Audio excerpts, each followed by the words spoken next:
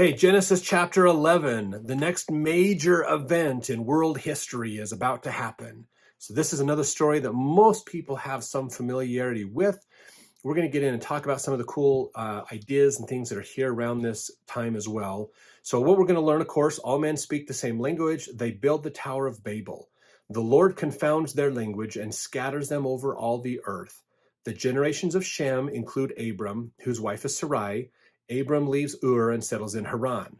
Now, this is really interesting because we are going to this idea of the Tower of Babel, which is, again, a pretty popular story. There's a lot of familiarity around this story. So we'll talk more about the tower itself and some of the legends and stories around it.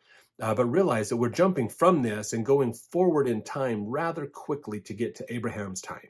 So I don't believe Abraham was born right around this time, but he was born a little bit later, maybe 100 or 200 years in there possibly. So let's get in and talk about this. Okay, so verse 1, and the whole earth was of one language and one speech. They all spoke the same language. Could that be the same language that Adam and Eve spoke, the Adamic language? Very possible, very, very possible. So that is more of a sacred language we hear about, sometimes used in ancient writings. But they all had one language. They could understand each other, basically. And that's about to change, of course. Verse 2, and it came to pass as they journeyed from the east that they found a plain in the land of Shinar, and they dwelt there. So realize the word Shinar is in the Bible dictionary, so learn more about that. But they're traveling from the east, which means they're going west from where they were, basically. So when we think of, Noah and his family came down. They settled in an area we talked about, in Turkey. Mount Ararat is where a lot of people think that, and really it's the best thing we have today to understand that's a possibility of where Noah settled. The ark settled and they came down. Tepe Göbekli is an ancient temple site that they have discovered in the last several years. That is literally one of the oldest temple sites in the world, in history. They can't find anything older than it. So it's extremely old. Could that be something that Noah and his descendants built to worship, offer sacrifices and things on? Very possibly. So it's fun stuff to learn about, at least. And then they settled down through and went more of a westerly direction. So probably more into Middle East, maybe, south of Turkey, and then kind of went west a bit more over that way, in the land of what they called Shinar, and that's where they dwelt. Now, here's in the collected works of Hugh Nibley, in his book, An Approach to the Book of Mormon, here's one thing that he said about this. He said, where it stood, we do not know. The expression land of Shinar in Genesis 11:2 is a vague and general designation for all of Babylonia. So this is in present day, Iran, Iraq, the whole area around there, basically. It's a very large, Babylon and Babylonia were very large kingdom. And the orientation of the wandering down into the valley, which is northward in Ether 142, and the long migration that followed with flocks, both male and female of every kind, Ether 141, certainly looks towards the steppes. So what Hugh Nibley is doing is he's taking the directional information in Genesis and also comparing it to the directional information they got from the book of Ether, from the Jaredites, who were alive at this time, during this time when they were building the tower and those kinds of things. So he says it looks toward the steppes of Asia. You can look that up on a map, do a Google search. It's a part of Asia where there's kind of different terrain levels going up, basically. So the landscape looks like steppes, basically. So that's why they call it the steppes. A really cool area, lots of rich culture from that area. In fact, in the book of Jubilees, it says, for this reason, the whole land of Shinar is called Babel, because the Lord did there confound all the languages of the children of men, and from thence they were dispersed into their cities. So that's where we get the idea of Shinar in there, basically. Now, verse 3, and they said one to another, go to, let us make brick, and burn them thoroughly. And they had brick for stone, and slime they had for mortar. So they understood masonry. They understood how to make brick. They understood how to fire it and how to use, they call it slime, but you look in the footnote, it means possibly bitumen, which is a type of material, kind of like what we'd use to glue things together, a cement. Um, in verse 4, it says, "And they said, Go to, let us build a city and a tower whose top may reach unto heaven. Let us make us a name, lest we be scattered abroad upon the face of the whole earth." So at this time, according to the legends with Nimrod, is that the people had gathered, but then they started to spread out, going, there's more land. Let's go explore.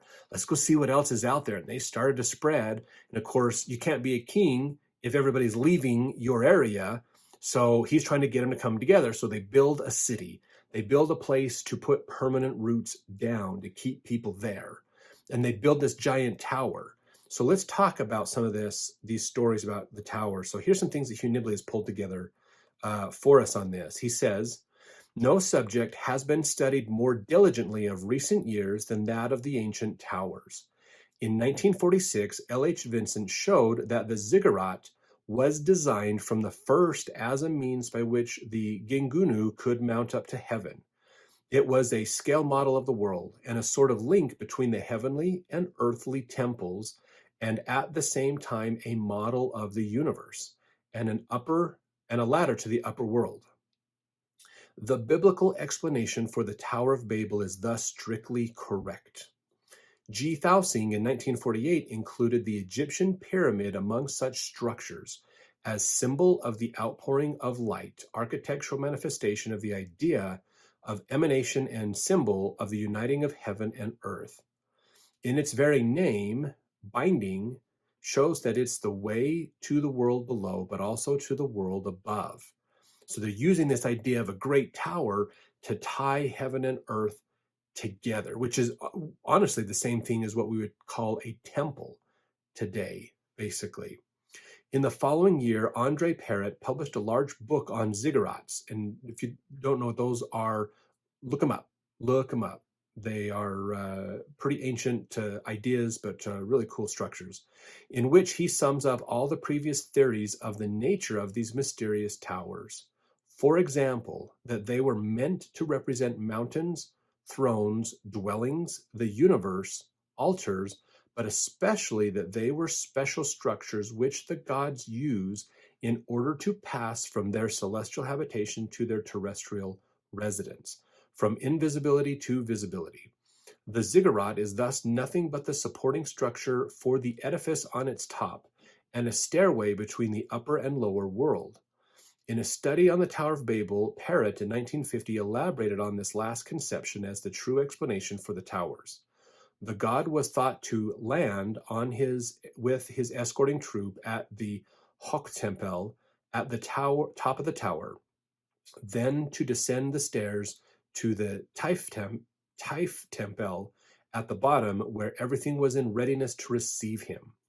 The Holy Company was thought to return to heaven by the same route. In the same year, Continau, in his book on the Babylonian deluge, concluded that the ziggurat of Babylon actually was the Tower of Babel, that such towers, while serving as astronomical observatories, were originally temples of passage, reception places for divinity whenever it visited the earth. The holy mountain itself, according to this authority, was originally such a place of contact between heaven and earth. There is no doubt at all Continau believes that these Babylonian towers are the same as the Egyptian pyramids in their function of passage for divinity from heaven to earth and back again, the two having a common but very ancient and unknown origin. From a study of the archaic seals of Babylonia, the oldest written documents in the world, Pierre Amiot in 1951 concluded that in the archaic period, the ziggurat was at one and the same time an immense altar on which were placed the gifts designed to attract the god, the platform where the priests raised themselves up to be nearer to the divinity as an aid of their prayers, and the support for the stairway which the god, in response to those prayers, employed in order to descend to the earth. The same scholar in 1953 is more specific still. One idea is clear above all others in these old tower temples. the idea of ascension, of mounting up. The steps of the tower, like the steps of the altars in the most primitive seals, are stairways, binding the heavens to the earth. The earliest of all known temples is the supraterrestrial place, celestial as it were, where the two aspects of divinity become fused on the occasion of the performance of essential ordinances destined to assure fecundity upon the earth. Thus, 100 years of speculation have arrived at the point of departure. There was a real tower that meant what the Bible said it did. A conspicuous aspect of the sacred tower is that it is always thought of as standing at the exact center of the earth. It is an observatory from which one takes one's bearings on the universe. This being so, it is easy to see how men would regard such a tower as the starting point for the populating of the whole world. Thus in Jubilees 38:4, when the sons of Jacob went forth to claim their heritage, they divided themselves into companies on the four sides of the tower. This is no mere mythological concept. In every ancient land, the seat of government was an exalted structure thought to stand at the exact geographical center of the world. The practical economy of this is obvious. After all, most of our state capitals are placed as near the geographical center of the states as is practical. When the scriptures tell us that the people of the world had a great common center to which they repaired, and from which, when it broke up, they scattered in all directions, it is not telling a fabulous or impossible tale, but is rehearsing a well-known historic pattern. So that's his quotation out of the prophetic Book of Mormon, talking about these ancient towers. So there's a ton of tradition around having these great towers. We see them in the ruins of Egypt, the pyramids. There's the Tower of Babel was somewhere near the border of Iran and Iraq, they believe. We just don't have evidence of where it was, but there's some possibilities. Here's another quote as well. He says, according to the Midrash, Abraham and Nimrod are the archetypes of the righteous and the wicked in this world. The two wage a whole series of combats, with Nimrod always the challenger, culminating in his mad attempt to fly to heaven, or reach it by his tower, and dispatch the God of Abraham with his arrow. But always his monstrous pretension collapses ludicrously and pitifully.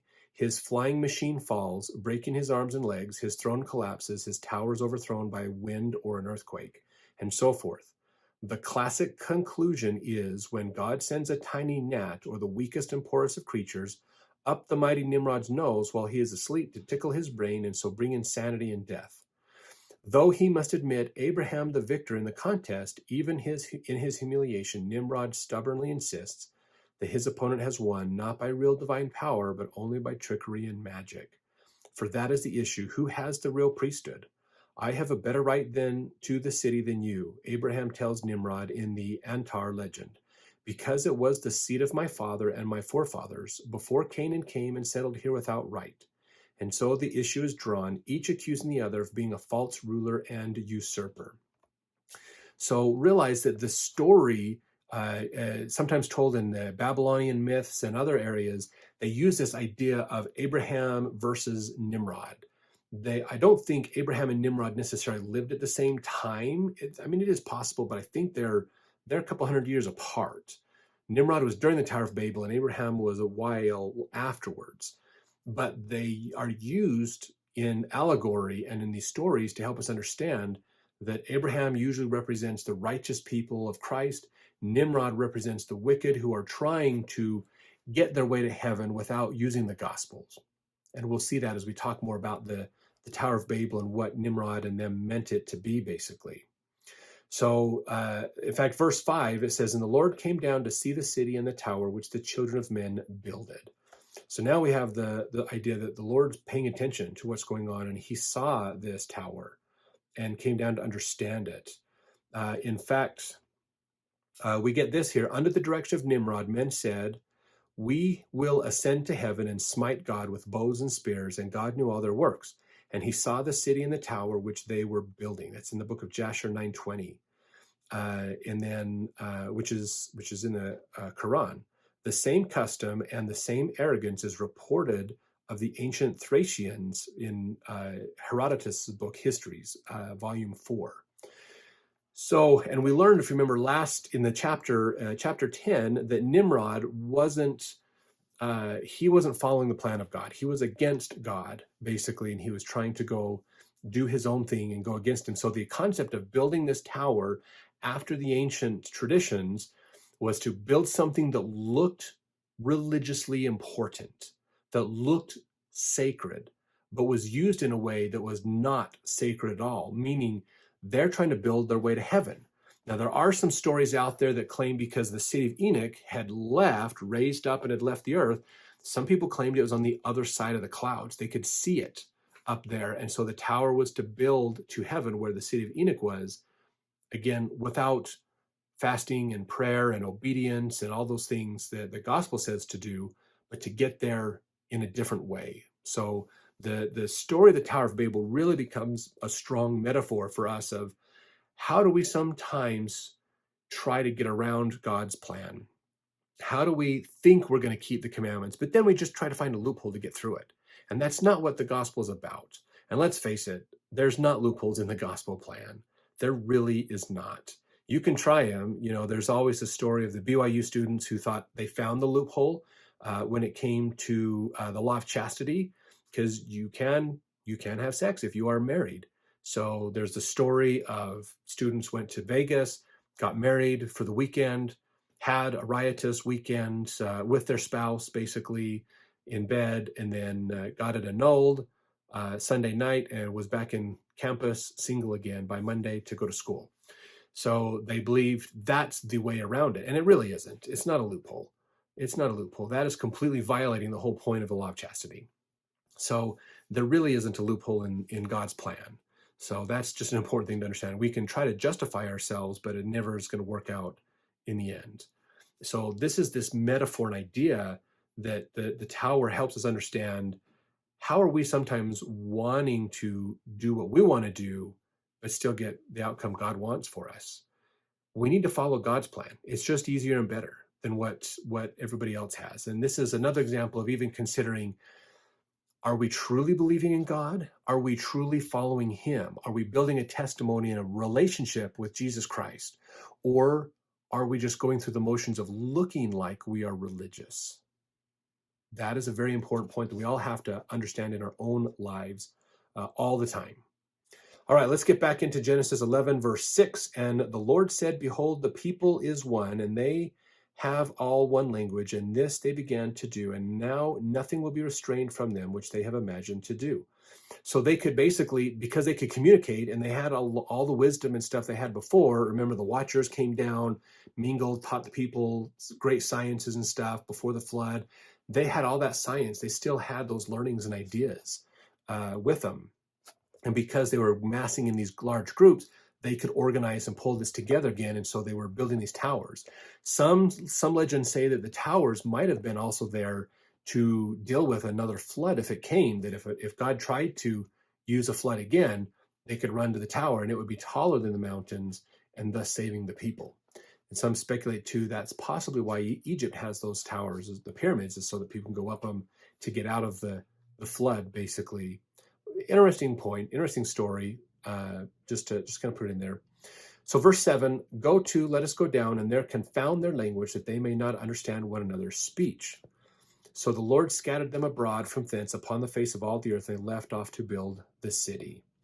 So you know what, if you want to prevent people from gathering and organizing, cause a communication disruption. Make it so they can't communicate with each other. That's a pretty powerful way to disrupt a large group of people. So let's get into verse 9. Therefore, it is the name of it called Babel, because the Lord did confound the language of all the earth, and from thence did the Lord scatter abroad the face of the earth. That's very similar to what we learned in the book of Jasher and in those areas. So it's important to realize, why did God want the tower destroyed? It really came down to, it was a symbol of universal despotism.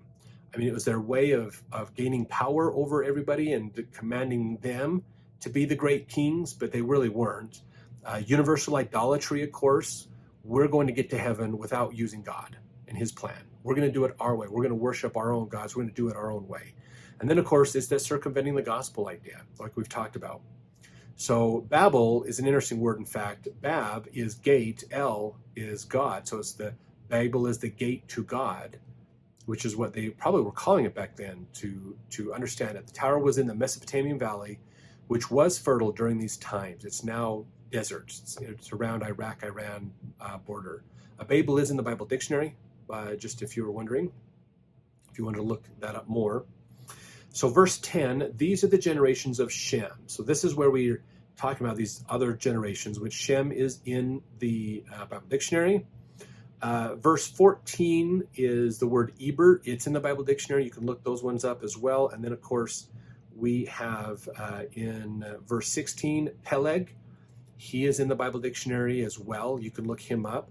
And it talks about how he was alive during the time of the Great Division. So we can look at this and say, okay, Shem was probably not around, but Peleg was. Now, here's what's interesting is the brother of Jared and Jared himself and their families were there too. Did they know Peleg? Did they know some of these people? Were they some of the descendants of some of these people? Possibly. So we don't know. We don't hear who was the father or the grandfather or great-grandfather of Jared and his brother. If we heard that, we could probably tie him into some genealogy right here. Now down to verse 21, there's a name called Serug. And Hugh Nibley in his book, A New Approach to Abraham, actually talks about this guy, this name. So I want to give a little bit of information here to go through this.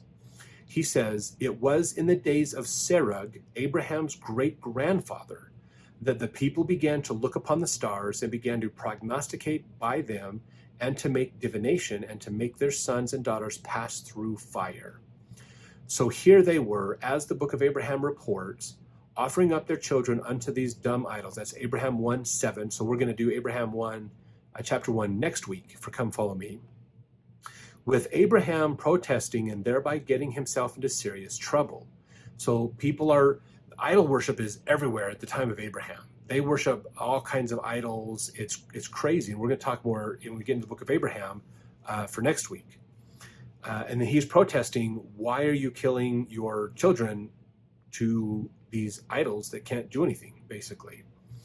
Nimrod's sacrifice of 70,000 babies may well be an echo of the practice and have nothing to do with the story of Herod. So some people look at the story of Herod when he killed all those babies to try to get rid of Jesus, because remember the Magi had talked with him when they came into Jerusalem to find the new king. We hear of a similar story with Moses happening with him, of course, in Egypt. And Nimrod had it by the time when Abraham was coming around as well. So they're very similar stories, but Hugh Nibley is saying that they're not necessarily as connected as we think, but because they did a lot of sacrifice back then as well. So verse 24, Nahor, that's in the Bible dictionary. Same with Terah. Now, Terah is the father of Abraham. That's his name. And so we're getting now down to these generations where Abraham and his siblings, his family, are alive. So this is a good point to get into. Of course, Abraham is in the Bible dictionary. Haran, his brother, and Nahor, those are the two siblings of Abraham. They're both in the Bible dictionary as well, so you can look into those. So we get into here, verse 25, Nahor lived after he begat Terah 119 years. Verse 26, Terah lived 70 years and begat Abram, Nahor, and Haran. Now these are the generations of Terah. Terah begat Abram, Nahor, and Haran begat Lot. So now we're getting into Abraham and his nephew, Lot. We hear about the story of Sodom and Gomorrah, which is coming up as well. So when we look at this, there's some really fascinating stories of the childhood of Abraham. So in Hugh Nibley's book, A New Approach to Abraham, he tells us a lot because there's writings known as the Apocrypha of Abraham or the Apocalypse of Abraham that give us more information on this. And I think there's another writing about Abraham as well that we have learned from ancient writings. So he says, many stories are told of how the infant Abraham was born in a cave and spent his first days, weeks, and even years still concealed in a cave to escape the wrath of Nimrod. At the very first, the babe was saved when a slave child was sacrificed by Nimrod, who thought it was Abraham. thus introducing us to the substitute sacrifice, which plays such an important role in the Abraham epic. So according to stories, Nimrod was a great king. He's looking to kill Abraham because it was prophesied that a great prophet king would come forward, someone that the kingdom of God would come through, and that was a challenge to the great king. And so he's trying to kill everybody to get rid of Abraham. And of course, he missed. Abraham was saved. Being miraculously nourished in the cave, Abraham grew physically and mentally with supernatural speed. And in a matter of days or weeks, he was searching in his mind to know who might be the true creator of things and the God he should worship. He was moved to such contemplations by the sight of the heavenly bodies that he first beheld upon coming out of the cave. Nimrod, apprised by his soothsayers, sent a great army to the cave to destroy Abraham, but a violent sandstorm, described as a dark fog, haze, or mist, screened the child from their view and threw them into such confusion and alarm that they retreated in panic back to Babylon, a 40-day march from the cave. So fascinating story here. The Nimrod tried to kill him, and what we could probably call a sandstorm or a haboob or something kicked up, and they couldn't get through, and Abraham was spared. Let's see, all the cave stories, just the desertion by father and mother, visitation and instruction by angels, lone vigils under the stars, miraculous feeding, and so forth, aim at emphasizing the all-important point that Abraham was alone with God, dependent on no man and on no tradition, beginning, as it were, from scratch. Thus the babe was nourished by sucking milk and honey from his own fingers, even as he acquired wisdom. When a Jewish child displays great precocity, or unaccountable knowledge or insight, it is said he gets it out of his fingers like Abraham. Kind of a cool idea there. Everything points up Abraham's complete break with the past.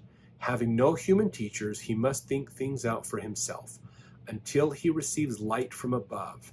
Intellectually oriented rabbinical Jewry liked to think that Abraham, by pure rational mental processes, arrived at a knowledge of the true nature of God in the manner of the medieval schoolmen, and they depict him demonstrating his wit and his knowledge in formal disputations in which he confounds Nimrod and his wise men with all the old familiar chestnuts of the schools. In the older accounts, however, it is by the light of revelation that he arrives at a knowledge of the truth. But all emphasize that sublime independence which alone qualifies Abraham to stand as the most pivotal and strategic man in the course of history in the world. When Nimrod's army got back to Babylon, they found that Abraham had already arrived there before them, miraculously transported by the angel Gabriel, and was busy going about preaching the true God to the people, including his own family, who were duly shocked and alarmed. "Who rules me?" he asked to his mother. "I do," she replied. "And who is your Lord?" "Terah, your father." "And who is the Lord of Terah?" "Nimrod." "And who is the Lord of Nimrod?" It is dangerous to ask more. To counteract Abraham's dangerous influence, which was already undermining his authority, Nimrod, on the advice of his public relations experts, decided to hold a great 7-day feast at which all were required to be in attendance. The officious Terah brought his son to court to worship Nimrod in his palace. But instead, the youth disputed with the doctors and rebuked Nimrod for not acknowledging God's authority. When Abraham placed his hand upon the throne of the king, he caused it to shake violently, so that Nimrod and all his court fell on their faces in terror. After lying paralyzed for the space of 2 hours, the chastened Nimrod raised his head and asked, "Is it thy voice, O Abraham, or the voice of God?" And when he learned the truth, he declared, "Verily, the God of Abraham is a great and powerful God, the King of kings." So Abraham was allowed to depart and secretly spent the next 39 years studying with Noah and Shem.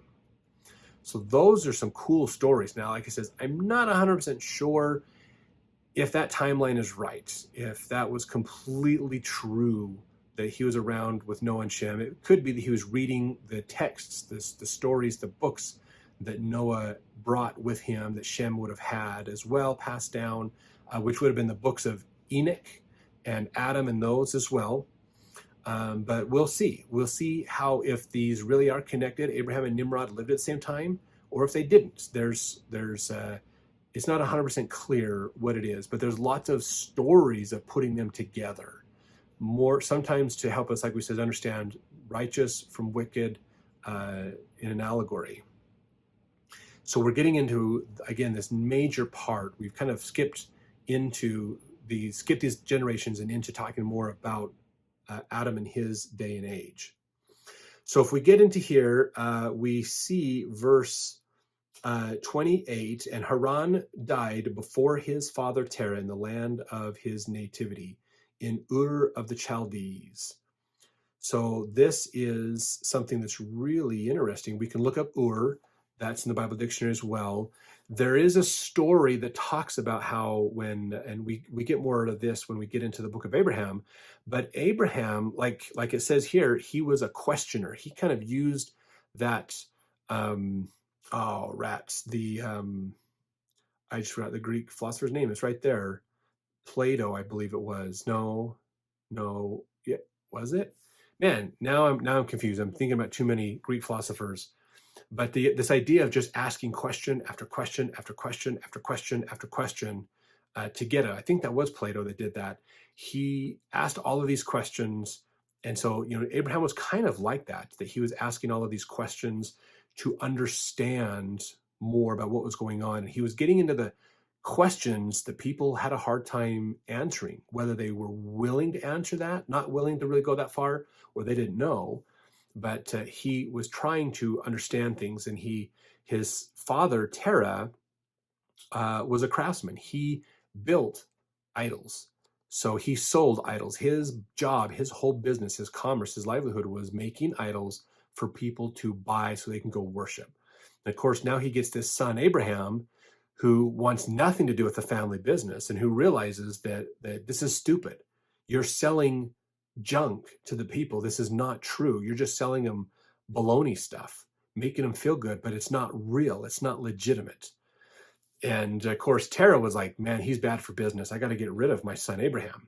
So there was a plan in place, according to some of the apocryphal writings of Abraham, a plan in place to kill him. He was going to hire some people. They were going to come over to the house while Abraham was at home and burn the house down, thus killing Abraham.